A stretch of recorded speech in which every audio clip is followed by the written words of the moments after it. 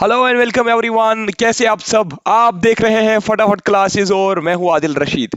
दोस्तों, आज हम बहुत ही इंपॉर्टेंट तीन आर्टिकल्स पढ़ने वाले हैं, तीन फंडामेंटल राइट्स डिस्कस करने वाले हैं। That's article 20, article 21 and article 21A। ठीक है।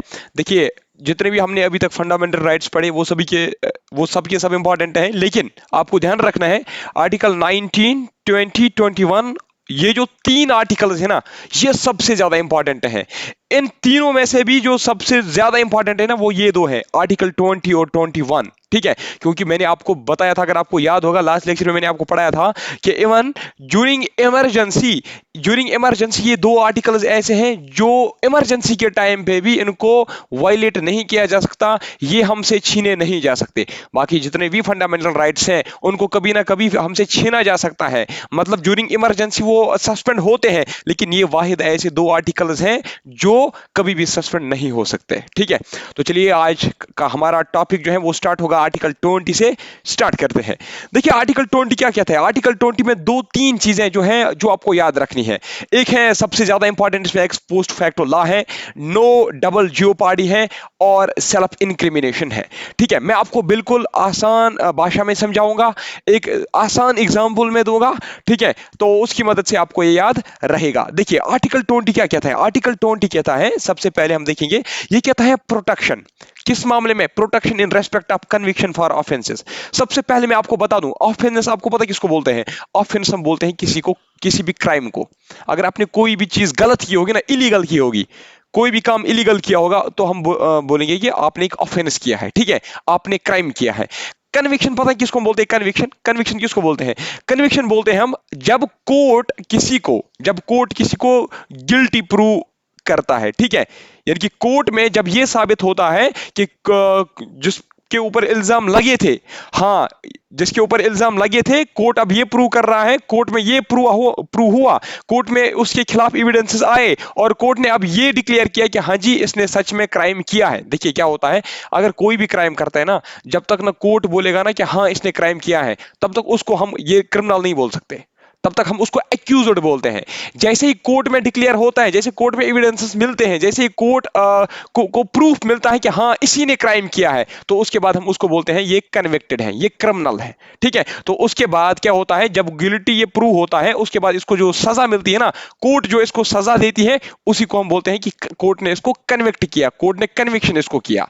ठीक है, ठीक है ना? तो कन्विक्शन क्या होता है? कन्विक्शन सिंपली आप याद रखोगे, जब किसी को सजा देता है कोर्ट। ठीक है, और ऑफेंस किसको बोलते हैं? जब कोई इलीगल काम करता है या कोई क्राइम करता है। ठीक है, अब है प्रोटेक्शन। प्रोटेक्शन तो आपको पता ही है, सेफ्टी देना है ना, बचा लेना। ठीक है, अब सर इस आर्टिकल में तो लिखा हुआ है protection in respect of conviction for offences, क्या इसका मतलब ये है कि अगर कोई जुर्म करेगा फिर उसको कोर्ट सजा देगा तो उसके बाद आर्टिकल 20 से वो बच जाएगा? नहीं, ये ऐसा बिल्कुल भी नहीं है। अगर आप ऐसा सोच रहे हैं तो आप बिल्कुल गलत सोच रहे हो। मैं आपको समझा देता हूं कि इस प्रोटेक्शन का मतलब क्या है, ये हमें प्रोटेक्ट कहां पे करते हैं? आर्टिकल 20। देखिए, दूसरे साइड पे अगर आप यहां आओगे, इस साइड पे लेफ्ट हैंड साइड पे इस पीडीएफ के, आप यहां पे देख सकते हो protection against arbitrary and excessive punishment.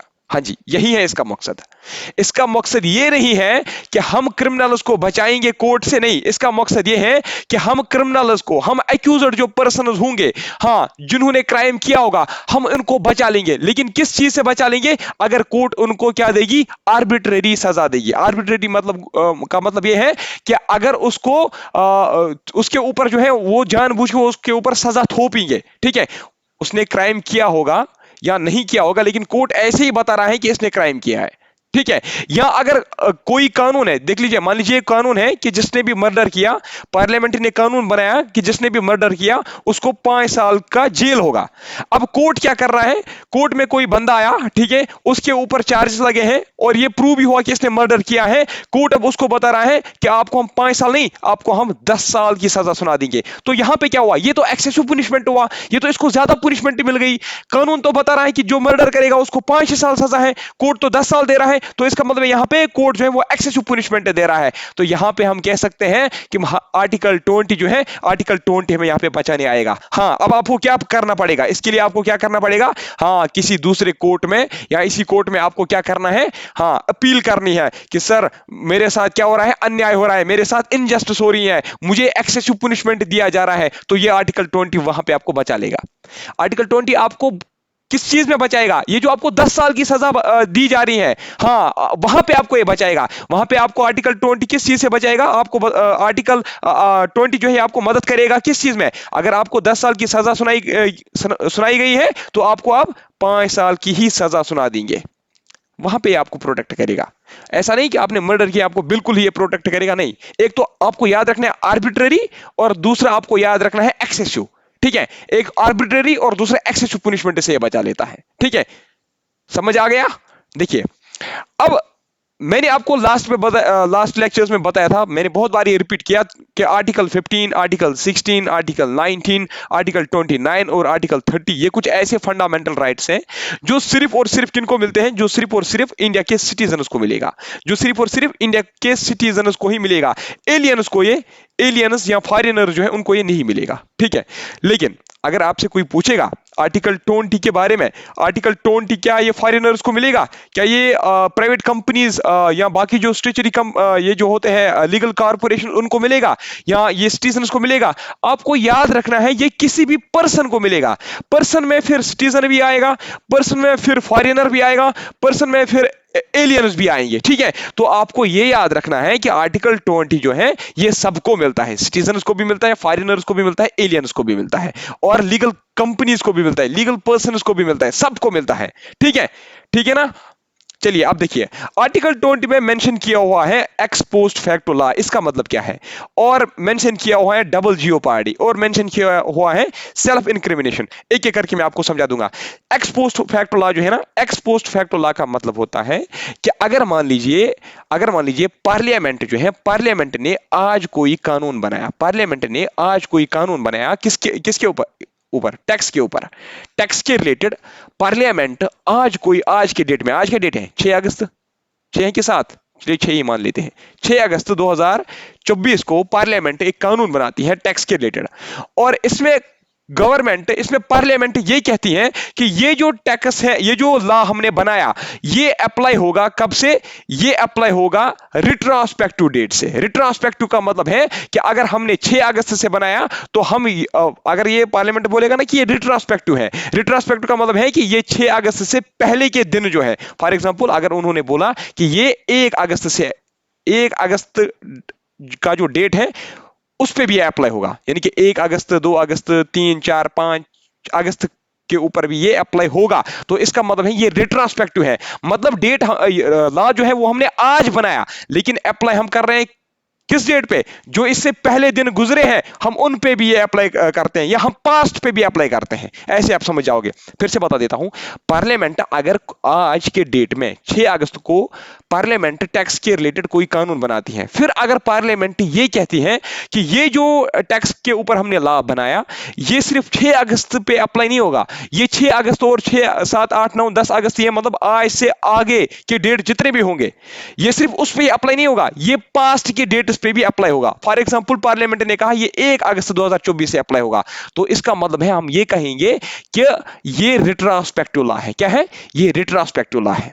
कभी कभार पार्लियामेंट ऐसे कानून बना लेती है, फॉर एग्जांपल पार्लियामेंट कहेगी जिन्होंने पिछले साल टैक्स नहीं दिया था, जिन्होंने 2023 में टैक्स नहीं दिया था, ये कानून जो है ये उनके ऊपर भी अप्लाई होगा। अगर उन्होंने उस टाइम पे टैक्स नहीं दिया होगा तो हम उनको भी क्या करेंगे, हम उनको भी जेल भेज देंगे। तो इसको हम बोलेंगे रिट्रोस्पेक्टिव। कानून हमने 2024 में बनाया, लेकिन हम किसकी बात कर रहे हैं, किस डेट की बात कर रहे हैं, हम किस पे अप्लाई कर रहे हैं, 2023 के ईयर पे भी हम अप्लाई कर रहे हैं। तो ये हम कहेंगे ये एक रिट्रोस्पेक्टिव लॉ है। क्या है? रिट्रोस्पेक्टिव। तो इसीलिए यहां पे जो एक्स पोस्ट फैक्टो लॉ लिखा गया है इसका मतलब यही है कि अगर पेनल्टीज इंपोज किया जा रहा है रिट्रोस्पेक्टिवली, यानी कि कानून आज बनाया, ठीक है, कानून आज बनाया, लेकिन हम पास्ट के डेट पे इस पे हम क्या कर रहे हैं, अप्लाई कर रहे हैं। ठीक है, अब आपसे पूछा जाएगा क्या ex post facto law criminal cases पे अप्लाई होता है? आप बताओगे नो। याद रहना चाहिए आपको, x post facto law criminal cases पे अप्लाई होता है क्या? बताओ नहीं। बताओ, सब बताओ, मेरे साथ बताओ, बताओ। नो। क्या ex post facto law criminal cases पे अप्लाई होता है? नहीं। शाबाश। क्या ex post facto law civil cases पे अप्लाई होता है? बताओ हां। सब बताओ। यस। यस। ठीक है, यहां पे मैंने टिक का मतलब है यस, क्रॉस का मतलब है नो। तो हमने ये जाना कि जो एक्स पोस्ट फैक्टो लॉ है, जो रिट्रोस्पेक्टिवली जो पेनल्टीज हम इंपोज कर सकते हैं, वो सिविल केसेस पे हम इंपोज कर सकते हैं, लेकिन क्रिमिनल केस पे नहीं। सर इसका मतलब क्या है, हमें समझ नहीं आया। समझा देता हूं ना, मैं समझा देता हूं। हमारे यहां पे कुछ सब्सक्राइबर जो एक्चुअली पार्टिसिपेट करते हैं लेक्चर्स में, या यहाँ पे पार्टिसिपेट करते हैं हमारे क्विज वगैरह में, या ऑनलाइन मॉक टेस्ट में, तो उनके नाम मुझे याद रहे, मैं उनके का ही नाम यहाँ पे लूंगा। ठीक है, तो ठीक है, ये एग्जांपल हम समझेंगे कि एक्स पोस्ट फैक्टो लॉ क्या है। मान लीजिए हमारे यहाँ पे एक सब्सक्राइबर है, बहुत ही प्यारे सब्सक्राइबर है, जिनका नाम है जान जी। ठीक है, जान जी 2020 में जब अपने स्कूल में पढ़ते थे, उस टाइम पे वो जो स्कूल था, उस स्कूल में फोन के रिलेटेड कोई रूल ही नहीं था।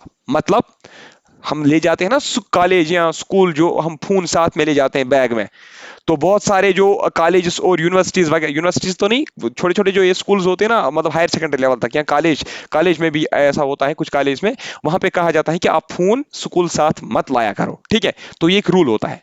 मान लीजिए 2020 में जब जान जी किसी स्कूल में पढ़ते थे, उस टाइम पे उस स्कूल में, इस स्कूल में कोई रूल फोन के रिलेटेड नहीं था। आप फोन चाहे अंदर ले जाओ या ना ले जाओ, लेकिन इसके रिलेटेड कोई रूल ही नहीं था। अब जान जी ने क्या किया, जान जी ने फोन स्कूल साथ लिया था। ठीक है, साथ लाया था, हो गया। अब रूल मत था, इसका मतलब है अगर उस टाइम पे रूल नहीं था, इसका मतलब है फिर ये इलीगल नहीं है। मगर इसका मतलब है अगर उस टाइम पे 2020 में अगर स्कूल में फोन के रिलेटेड कोई रूल नहीं था, तो इसका मतलब है जान जी ने कोई इलीगल एक्टिविटी नहीं की। अगर जान जी स्कूल जो है फोन साथ ले जाता है, तो ये तो फिर इलीगल एक्टिविटी है ही नहीं। क्यों? क्योंकि रूल ही नहीं है इसके ऊपर। ठीक है, हाँ।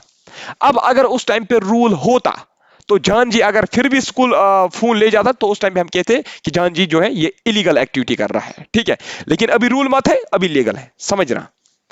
अब 2022 में जान जी इसी स्कूल में पढ़ते हैं। मान लीजिए 2020 में 10th क्लास में पढ़ता था, 2022 में क्या है, ये 12th में पढ़ता है। ठीक है, 2022 में क्या होता है, 2022 में स्कूल ने क्या किया, स्कूल ने पेनल्टीज लगाना शुरू कर दी।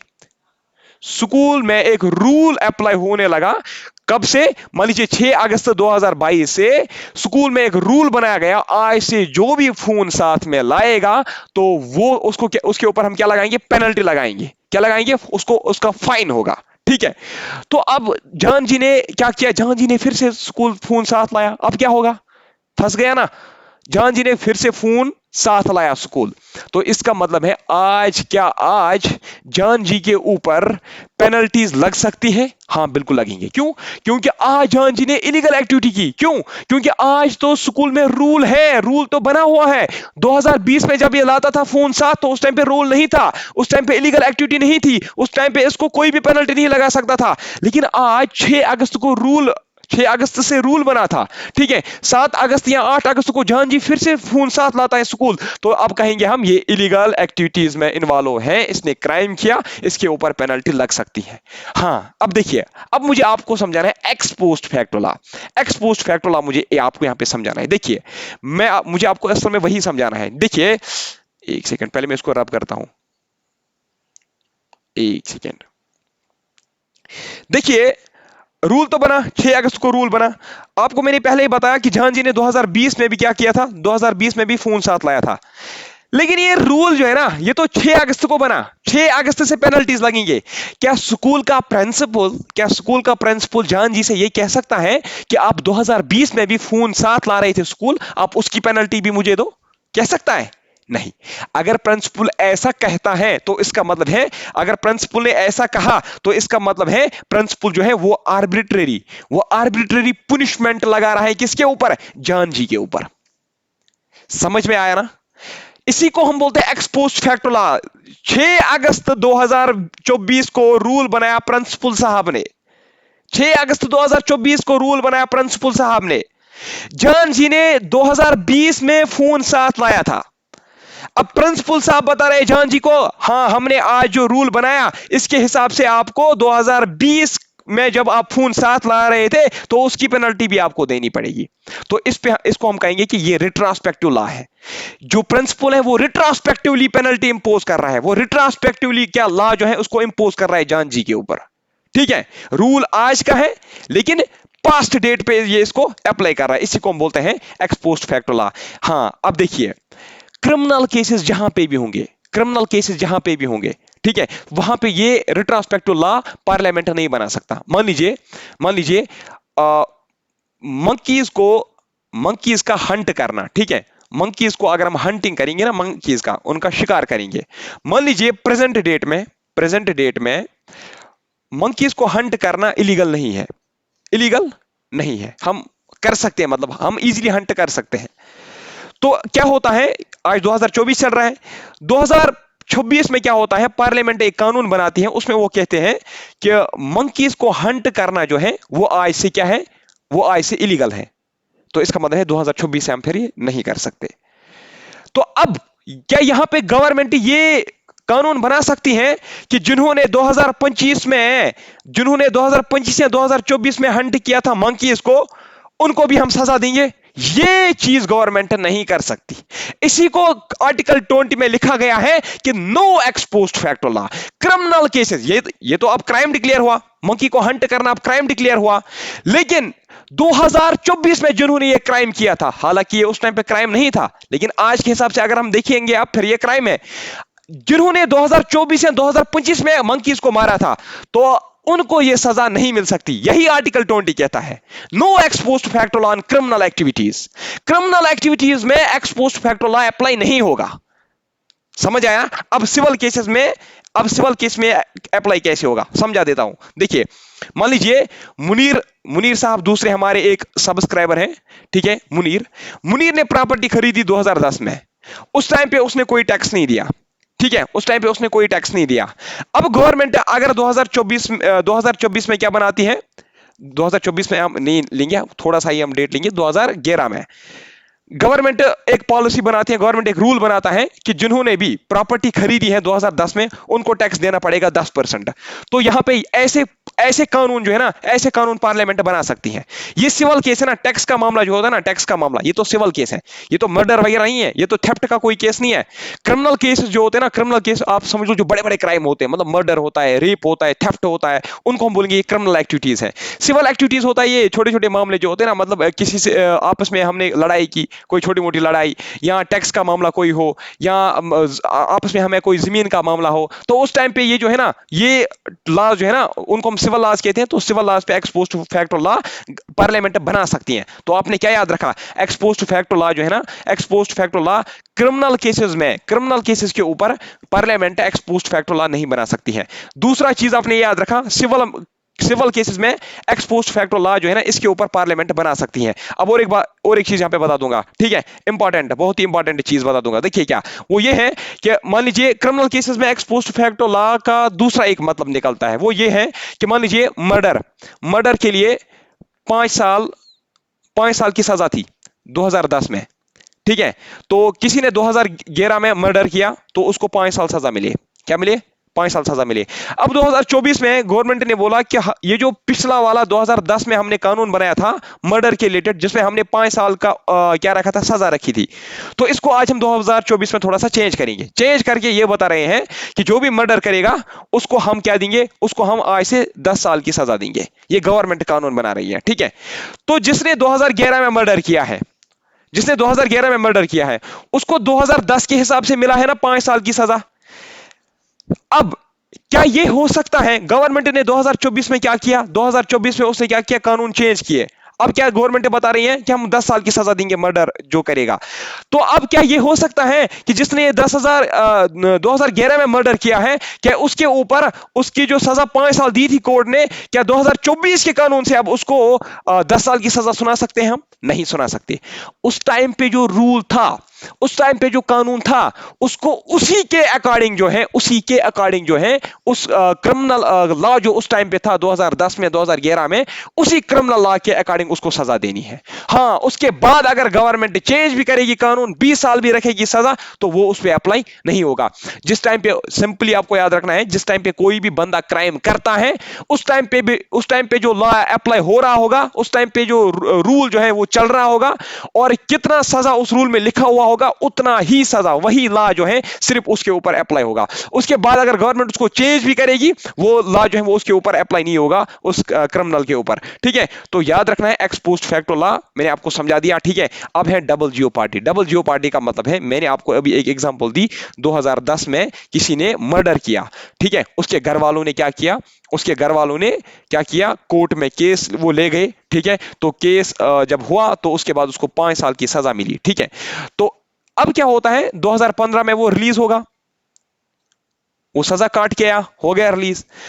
अब 2016 में ये जो इनके घर वाले हैं ना, जिनका कत्ल हुआ था, ठीक है, जिनका मान लीजिए किसी किसी का बेटा जो है, किसी के बेटे की कत्ल की गई थी। ठीक है, तो 2016 में अब वो फिर से, उनको पता है ये 5 साल सजा काट के आया, क्या अब वो किसी दूसरे कोर्ट में जाएंगे, बोलेंगे उस कोर्ट को, साहब इसने हमारा कत्ल किया था हमारे बेटे का 2010 में, फिर 5 साल ये सजा काट के आया, इसका सजा जो है वो और बढ़ा दो। ठीक है, या इसका और आप जो है सजा दो। हो सकता है? नहीं हो सकता। इसी को हम बोलते हैं डबल जियो पार्टी। यानी कि अगर किसी ने 2010 में क्या किया है, मर्डर किया था, उसको उस चीज के लिए सजा मिली, तो दूसरा कोई कोर्ट या यही कोर्ट जिसने उसको पहले भी सजा सुनाई थी, कोई भी कोर्ट इसको फिर इसी क्राइम के लिए, इसी मर्डर के लिए दोबारा जो है सजा नहीं सुना सकती। हां, अगर इसने दूसरा मर्डर किया तो दूसरे मर्डर के लिए उसको फिर से जेल जाना पड़ेगा। लेकिन जिस मर्डर के लिए इसने ये बेचारा सजा काट के आया, तो इस मर्डर के ऊपर इसको फिर से जो है सजा नहीं मिल सकती। ठीक है, समझ आ रहा है ना? अगर समझ नहीं आ रहा है, मैं आपको वेलकम करता हूं, कोई भी आपका डाउट होगा मैं आपको इजीली क्लियर कर सकता हूं, टेलीग्राम पे, व्हाट्सएप पे, जहां से भी आप मुझे मैसेज करोगे। समझ नहीं आया तो नेक्स्ट लेक्चर में आपके लिए रिवाइज कर सकता हूं। हाँ, लेकिन जरूर बता दीजिए, प्लीज आप मुझे जरूर बता दीजिए कमेंट सेक्शन में कि आपको वीडियोस जो है कैसे लग रहे हैं, आपको समझ आ रहा है कि नहीं। यार मुझे बहुत ज्यादा टेंशन रहती है कसम से। तो क्या है मतलब डबल जियो पार्टी का? Punishment for same offence, same offence के लिए 2 बार पुनिश किसी को करना, उसी को हम बोलते हैं डबल जियो पार्टी। तो हमारा आर्टिकल 20 क्या लिखता है? नो डबल जियो पार्टी, किसी को भी डबल सजा नहीं मिलेगी। ठीक है, ठीक है ना? हाँ, अब देख लीजिए, मान लीजिए कभी क्या होता है, आईएएस अफसर जो है ना, फॉर एग्जाम्पल आईएएस अफसर कोई जो है वो करप्शन में फंसता है। ठीक है, वो करप्शन में फंस गया, करप्शन में जब फंस गया तो उसको कोर्ट जो है 5 साल की सजा सुना देगा। फॉर एग्जाम्पल कोर्ट ने उसको 5 साल की सजा सुना दी, तो इसको यानी कि कोर्ट ने पुनिशमेंट दी।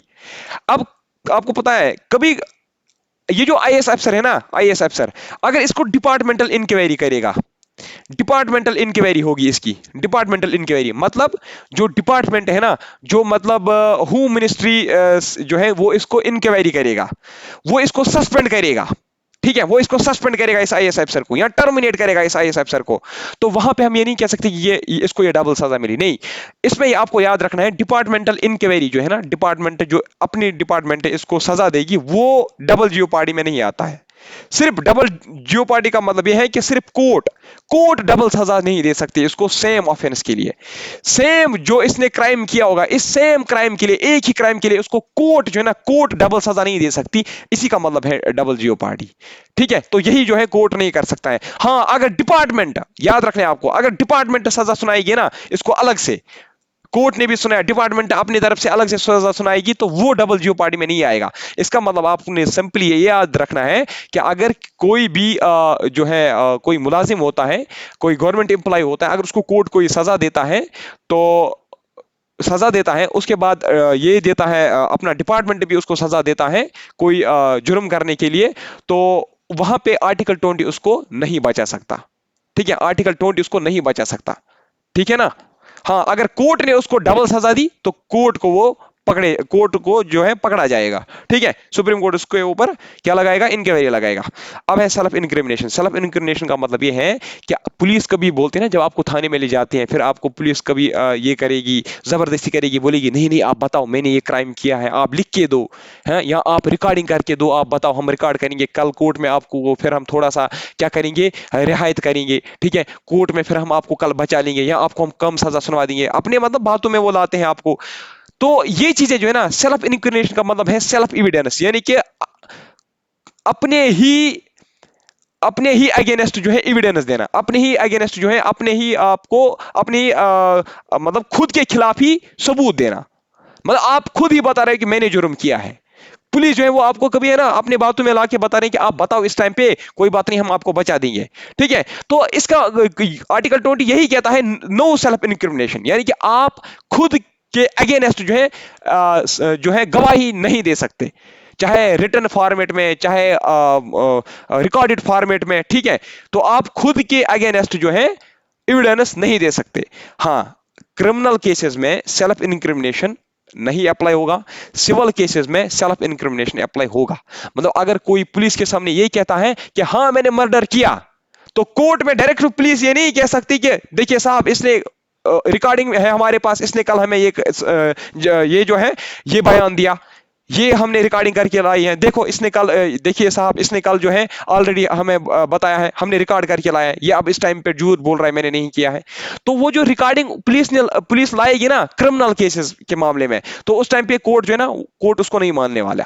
ठीक है, हाँ सिविल केसेस में अगर किसी ने फॉर एग्जांपल चेक किसी को दी है, ठीक है, किसी को चेक दिए, बोला है कि इस डेट पे इस चेक जो है, इस चेक में 5 लाख है, आप 5 लाख निकाल सकते हो 30 तारीख को, 30 तारीख को वो चेक नहीं निकली, इसने उसको ठगाया। ठीक है, तो ये एक सिविल मामला है। ठीक है, हालांकि ये क्रिमिनल मामला है, मैं आपको एग्जांपल के तौर पे समझा रहा हूं। ठीक है, या दूसरे के एग्जांपल देता हूं, मान लीजिए दो बंदे आपस में, एक ने दूसरे को पैसे दिए थे उधार, इसने उसको बोला था कि मैं आपको 5 दिन में रिटर्न करूंगा, अब ये 5 दिन में रिटर्न नहीं करता है, अब पुलिस केस हो गया। पुलिस केस में क्या हुआ, या कोर्ट केस हुआ, तो कोर्ट केस में क्या हुआ, कोर्ट में ये जो बंदा ए है जिसने पैसे लिए थे बी से, ठीक है, तो अब ये ए जो है ना, ये इसको लिख के देता है कि मैं आपको 30 तारीख को लौटा दूंगा पैसे।